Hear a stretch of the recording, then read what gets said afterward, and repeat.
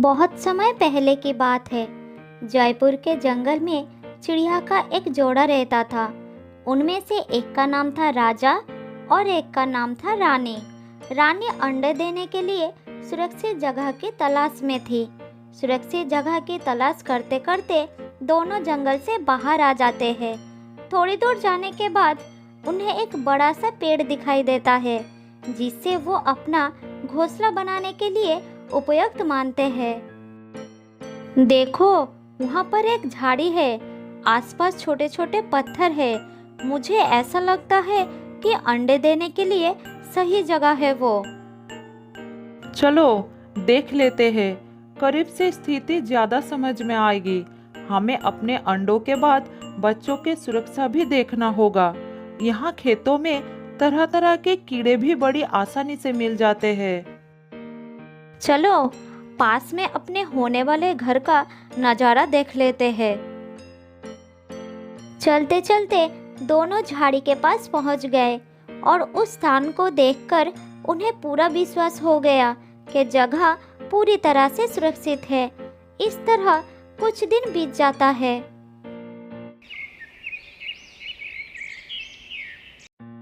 एक दिन रानी ने अंडे देती है। वो अंडों को देख रही थी। ठीक उस समय उसका नज़र एक खरगोश पर गई। खरगोश पेड़ के पास कुछ खा रही थी। उसने भी रानी को देख लिया और उसके पास चली आई।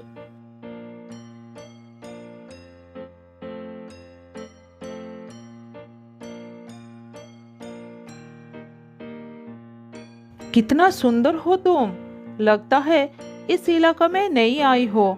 बहुत अच्छी बात है, मैं आपकी पड़ोसन हूँ। वैसे तो यहाँ सब कुछ ठीक है, लेकिन एक लोमड़ी से सावधान रहना पड़ता है। वो मौका देखकर हमला कर देती है, बस उससे ही बचकर रहना होगा। मैं भी ख्याल रखूंगी।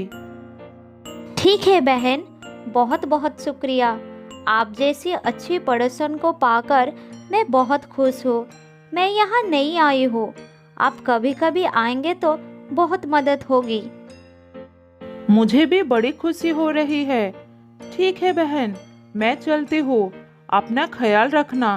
मैं पास में रहती हूँ, कभी भी जरूरत हो तो मुझे बुलाना, मैं चली आऊंगी।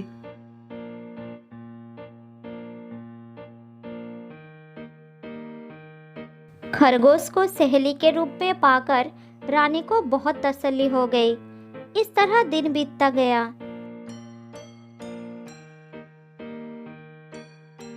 खरगोश अक्सर बात करने के लिए रानी के पास आ जाती थी। दोनों ने अपनी अपनी सुख दुख के बातें करते थे। इस तरह दोनों में अच्छी दोस्ती भी हो गई।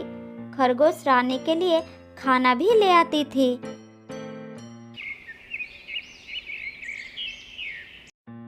एक दिन रानी के अंडों से बच्चे निकल आए। छोटे छोटे बच्चे खरगोश और रानी का मनोरंजन करते थे। वो कभी कभी खरगोश का भी सवारी कर लेते थे। खरगोश को ये सब करके बड़ा आनंद मिलता था। इस छोटू ने तो मुझे घोड़ा ही समझ लिया है। जब देखता है सवारी कर लेता है। बहुत प्यारा है दोनों बच्चे। सवारी तो ये मुझ पर भी कर लेता है, लेकिन असली मजा तब आती है जब तुम इसकी घोड़ी बनती हो। ये दोनों तुमसे बहुत प्यार करते हैं बहन, हमेशा तुम्हारे बारे में पूछते रहते हैं। मुझे भी ये दोनों बहुत पसंद है। मैं इन दोनों को देखे बिना एक दिन भी नहीं रह सकती, इसलिए मैं हमेशा दौड़े चली आती हूँ। रानी के दोनों बच्चे खरगोश से सारे दिन खेलते रहते थे। राजा अब बहुत कम उनके पास आता था। वो बच्चों के पास बहुत कम समय रहता था। खरगोश से ही दोनों बच्चों का गहरा नाता था। जब रानी खाना ढूंढने के लिए बाहर जाती थी, तब दोनों बच्चे खरगोश के पास ही रहता था। तब वह बच्चों का बड़ा ख्याल रखती थी। एक दिन खरगोश ने दूर से ही लोमड़ी को आते देख लिया।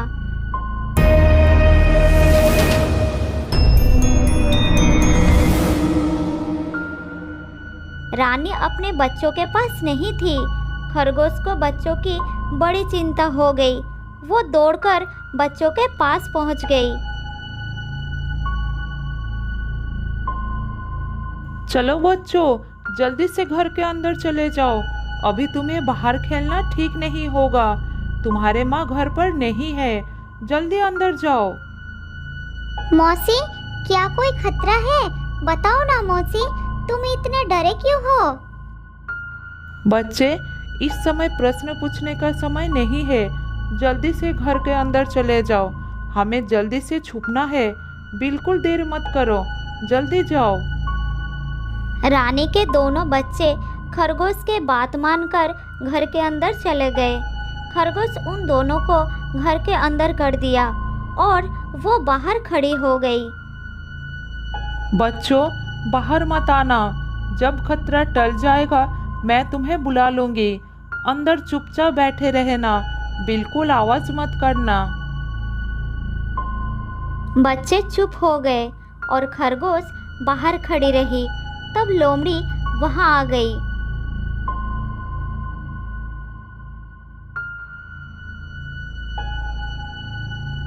खरगोश, तुम यहाँ क्या कर रहे हो? चिड़िया के बच्चे कहाँ हैं? जल्दी बताओ। मैंने दूर से उन दोनों को तुम्हारे पास देखा है। जहाँ उन्हें होना चाहिए वही है, लेकिन तुम यहाँ क्या कर रही हो? बात मत बनाओ। जल्दी से बताओ, चिड़िया के बच्चे कहाँ हैं? क्या तुम उन दोनों को छुपा दिया? बच्चे उनके माँ के साथ घूमने गया है। तुम्हारा यहाँ आना ही बेकार। इतने में रानी का एक बच्चा पीछे से बोला, मौसी, झूठ मत बोलो। हम दोनों माँ के साथ घूमने नहीं गए। हम तो यहाँ हैं। तुम लोग अंदर जाओ, बाहर मत निकलो। क्यों रे खरगोश, तू मुझसे झूठ क्यों बोली? मैं अभी पहले बच्चों की खबर लेती हूँ, उसके बाद तेरी खबर लूंगी। मेरी जीते जी तुम बच्चों को छू भी नहीं पाओगी। चले जाओ यहाँ से। इतना कहकर खरगोश लोमड़ी के ऊपर टूट पड़ी और लोमड़ी को काट लिया। दोनों में लड़ाई होने लगी। एक दूसरे पर वार करने लगे। लोमड़ी का पालड़ा भारी पड़ रहा था। खरगोश भी हार नहीं मान रही थी। लगातार लड़े जा रही थी।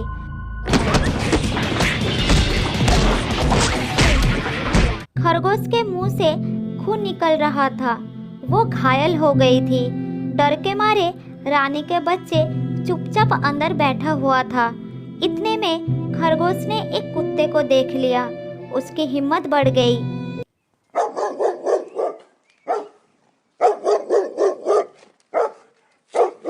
कुत्ते ने उन्हें लड़ते देखा और उन दोनों की ओर दौड़ा। इधर कुत्ते को अपनी ओर दौड़ता देखकर लोमड़ी अपनी जान बचाने के लिए डर के मारे भाग गई।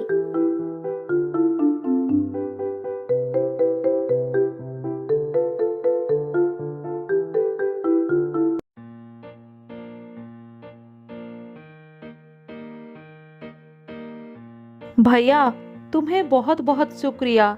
तुमने अच्छा काम किया जो लोमड़ी को भगा दिया। मुझे खुद से ज्यादा रानी के बच्चों की चिंता हो रही थी। आज तुमने सही समय पर नहीं आते तो ना जाने क्या हो जाता। उधर राजा ने एक तोता से अपने बच्चों के बारे में पूछा। बहन, तुमने कहीं मेरे दोनों बच्चों को देखा है? मैं उन्हें कहीं देख नहीं पा रहा हूँ। तुम्हारे बच्चे तो खरगोश लेकर चली गई। कुछ भी हो सकता है, जल्दी जाओ।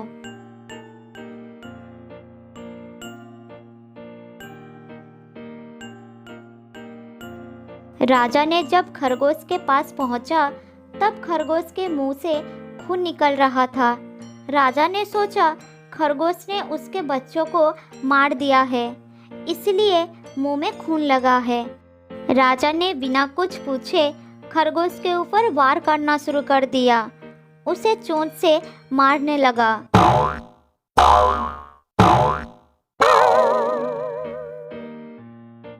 अरे राजा भाई, रुक जाओ। मुझे क्यों मार रहे हो? क्या किया है मैंने? तूने मेरे बच्चों को मारा है, मैं तुझे जिंदा नहीं छोड़ूंगा। मैं भला क्यों मारूंगी? तुम्हारे बच्चे सही सलामत है। बच्चों, बाहर आओ। बच्चे लोमड़ी और खरगोश के लड़ाई देखकर पूरी तरह से डर गए थे, इसलिए वो बाहर नहीं आ रहे थे।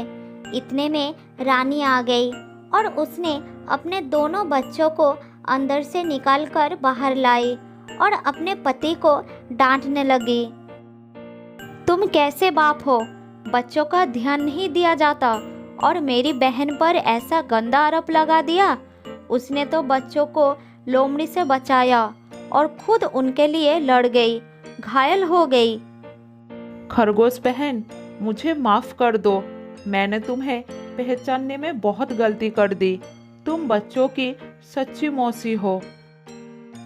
इसके बाद वो सब मिलकर खुशी खुशी रहने लगे।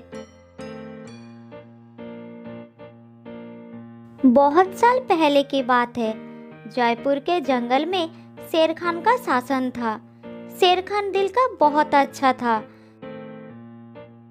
शेर खान हमेशा जंगल के जानवरों का ख्याल रखता था।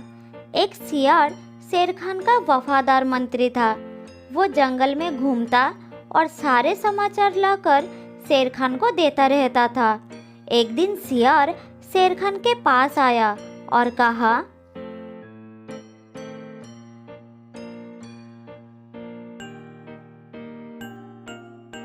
महाराज, जंगल के सभी जानवर कह रहे हैं आपके बाद इस सिंहासन पर कौन बैठेगा।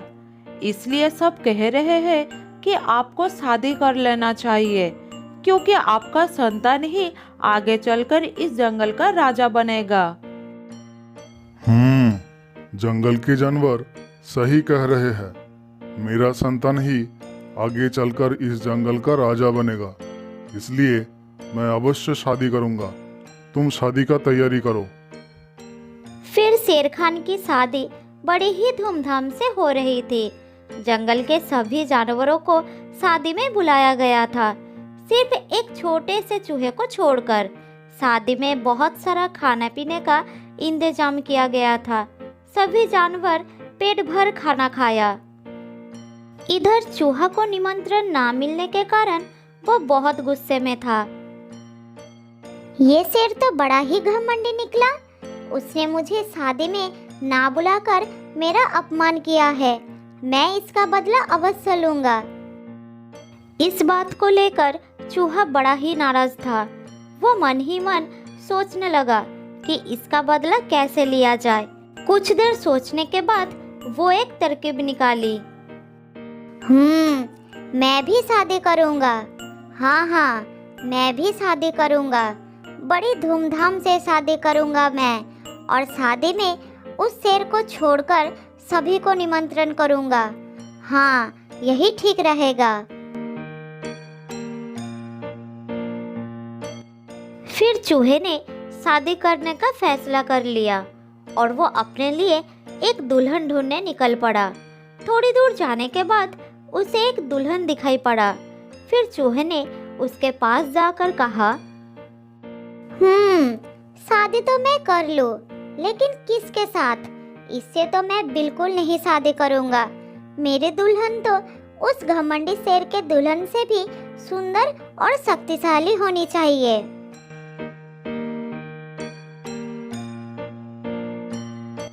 फिर चूहा आगे जाकर एक पेड़ के नीचे रुक गया। दुल्हन की खोज को लेकर चूहा चिंतित हो गया। वो सोच रहा था कि भला इतनी सुंदर और शक्तिशाली दुल्हन उसे कहाँ मिलेगा। ये सोचते सोचते वो चल ही रहा था, तब उसकी नज़र आसमान की तरफ गई। उसने देखा कि सूरज भगवान आसमान में चमक रहे हैं। तभी उसके दिमाग की बत्ती जली। अरे वाह, सूरज भगवान तो सबसे शक्तिशाली है। कितना तेज है उनका। क्यों ना मैं उनकी बेटी से ही शादी कर लूं? हाँ, यही ठीक रहेगा। उनकी बेटी सुंदर भी होगी और शक्तिशाली भी। फिर एक पेड़ के नीचे ध्यान लगाते हुए बैठ गया और सूरज भगवान की तपस्या करने लगा। ओम सूर्याय नमः, ओम सूर्याय नमः, ओम सूर्याय नमः। इधर चूहे को तपस्या करते हुए देखकर सूरज भगवान बहुत आश्चर्य हुए कि भला एक नन्हा सा चूहा उनकी तपस्या क्यों कर रहा है। फिर सूरज भगवान चूहे के सामने प्रकट हुए।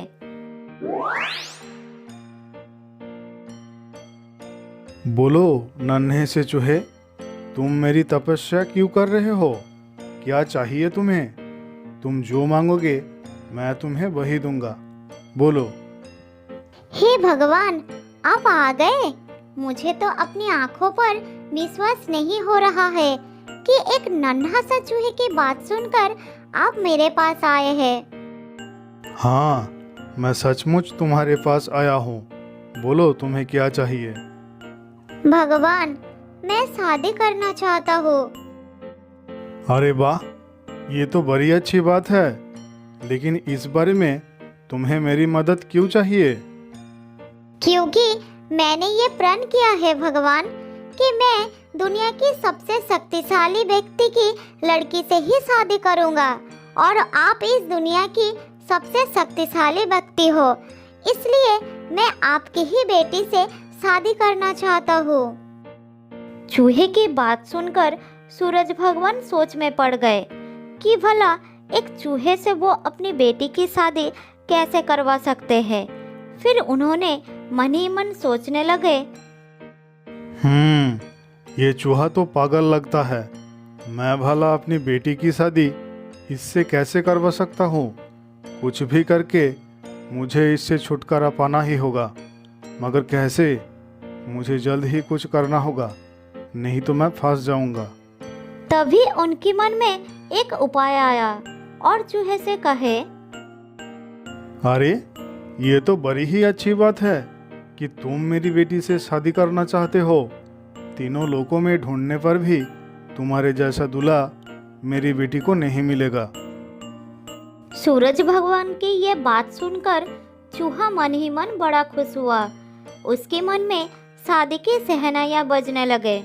तभी सूरज भगवान की आवाज उसके कान पर आई, मैं अपनी बेटी की शादी तुमसे जरूर करवाता, लेकिन मैं इस दुनिया का सबसे शक्तिशाली व्यक्ति नहीं हूँ। और तुमने तो प्रण किया है कि दुनिया की सबसे शक्तिशाली व्यक्ति की बेटी से तुम शादी करोगे, तो तुम मेरी बेटी से कैसे शादी कर सकते हो? क्या आपसे भी ज्यादा शक्तिशाली? मगर कौन है वो? मुझसे शक्तिशाली तो वो बादल है जो अपनी परछाई से मुझे भी ढक देता है। ये सुनकर चूहा अब आसमान की तरफ उस सफेद बादल को देखने लगा।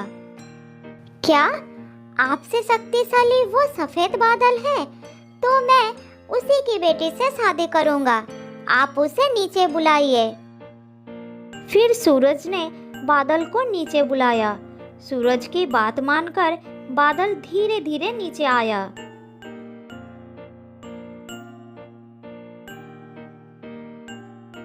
मैं आपकी बेटी से शादी करना चाहता हूँ क्योंकि आप सबसे शक्तिशाली हो। ये तो बहुत अच्छी बात है। आप जैसा दूल्हा तो नसीब वालों को ही मिलता है। मैं तो बस यही कहना चाहता था कि मैं इस दुनिया का सबसे शक्तिशाली व्यक्ति नहीं हूँ। मुझसे शक्तिशाली तो ये हवा का झोंका है जो अपनी एक फूंक से मुझे दूर भगा सकता है। अच्छा, ये बात है। तो मैं हवा की बेटी से शादी करना चाहता हूँ। आप उसे जल्द ही यहाँ बुलाइए। फिर हवा को वहाँ पर बुलाया गया। हवा भी धीरे धीरे चूहे के सामने आ गया।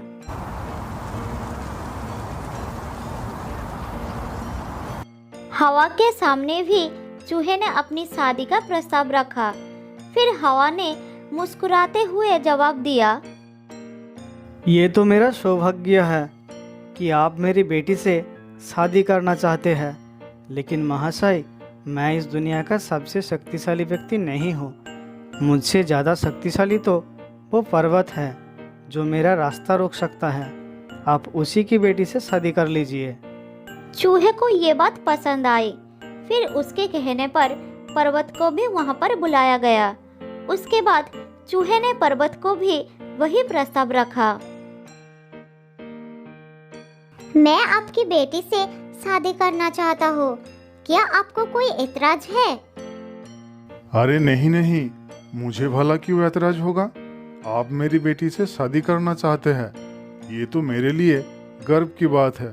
पर आपको बता दूं, मैं सबसे शक्तिशाली व्यक्ति नहीं हूँ। क्या बात कर रहे हैं? तो फिर आपसे भी शक्तिशाली और कोई है? हाँ है, मेरे शिखर पर एक मोटा सा चूहा रहता है जो इतना शक्तिशाली है कि मुझे भी अपने दांतों से काट सकता है। वो मुझे काट कर मेरे अंदर एक सुरंग बना दिया है और अपने परिवार के साथ वो वहाँ रहता है। इसलिए आपको उसी की बेटी से शादी कर लेना चाहिए। अगर ऐसा है तो आप जल्दी उसके पास ले चलो, मैं उसकी बेटी से शादी करूँगा। इस तरह से सभी लोग उस मोटे चूहे के घर आ पहुंचे। मोटे चूहे ने सबका स्वागत किया। मोटे चूहे की बेटी जब उस नन्हे चूहे के सामने आई तो उसे देखकर नन्हा चूहा बहुत खुश हो गया। वो उसे बहुत ही पसंद आई। सबने उसके विवाह का प्रस्ताव उस मोटे चूहे के सामने रखा। उसने फौरन हाँ कर दी और फिर बड़ी ही धूमधाम से उस नन्हे चूहे की शादी मोटे चूहे की बेटी से हो गई। नन्हे चूहे ने जंगल के सभी जानवरों को निमंत्रण किया, सिर्फ शेर खान को छोड़कर। इसी बीच जब ये खबर शेर खान के कानों तक पहुंचती है तो वो बहुत क्रोधित हो जाते हैं और अगले दिन उसने सियार को चूहे के पास भेजते हैं, उसे अपने दरबार में बुलाने के लिए।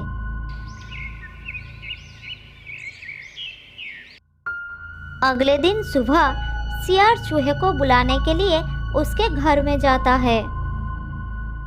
अरे चूहे भाई, तुम्हें महाराज शेर खान ने बुलाए हैं, जल्दी चलो। फिर चूहा सियार के साथ शेर खान के दरबार में जाता है। उसे देखते ही शेर खान चिल्लाकर कहते हैं, कीड़े चूहे, तेरा इतना बड़ा दुस्साहस! तूने जंगल के सभी प्राणियों को अपनी शादी का न्योता भेजा, सिर्फ मुझे छोड़कर। मैं इस जंगल का राजा हूँ। तूने मुझे निमंत्रण ना देकर बहुत बड़ा अपमान किया है। तूने ऐसा क्यों किया? महाराज, आप भी तो अपने शादी पर मुझे निमंत्रण नहीं किए थे। उस दिन मुझे भी बहुत दुख हुआ, इसलिए मैं भी आपको निमंत्रण नहीं भेजा था। लेकिन मैंने तो सियार से कहा था कि जंगल के सभी प्राणियों को निमंत्रण करे, तो उसने तुम्हें क्यों छोड़ दिया? क्यों रे सियार, तूने ऐसा क्यों किया? महाराज, गलती हो गई। मैं समझा छोटा सा चूहा, उसे निमंत्रण देकर क्या होगा, इसलिए उसे नहीं बताया महाराज। मुझे माफ कर दीजिए महाराज। ठीक है, ऐसा गलती दोबारा मत करना, नहीं तो मैं तुझे नहीं छोड़ूंगा। इस जंगल के सभी जानवर एक साथ मिलजुल कर रहेंगे, कोई किसी से ईर्ष्या नहीं करेगा। ठीक है, अब तुम जाओ।